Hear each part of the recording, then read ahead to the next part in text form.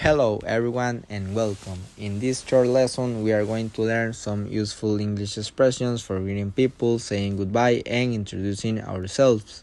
We will also learn how to ask and answer simple questions about personal information. So let's get started. First, let's look at some common greetings. When we meet someone we can say hello, hi or hey. We can also use greetings depending on the time of the day. For example, good morning, good afternoon, and good evening. We can use these expressions when talking to friends, classmates, teachers, or other people.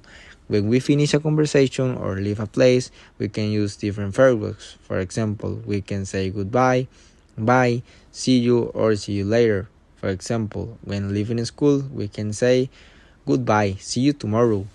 Now, let's learn how to introduce ourselves. We can start by saying our name. My name is Alex. Then we can give our age. I am 13 years old. We can also where are from. For example, I am from Costa Rica. And finally, we can talk about our interests. For example, I like soccer. When we meet someone new, we can ask simple questions to learn more about them. We can ask, what's your name, how old are you, where are you from, and what do you like? Now, let's put the questions and answers together. If someone asks, what's your name, we can answer, my name is Alex. If they ask, where are you from, we can say, I am from Costa Rica. And if they ask, what do you like, we can answer, I like soccer.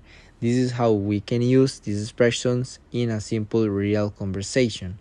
So let's put everything together with one complete example. Imagine that Alex is meeting someone for the first time and he can say, hello, my name is Alex, I am 13 years old, I am from Costa Rica, and I like soccer. Nice to meet you. Here Alex uses a greeting, personal information, and his interest to introduce himself.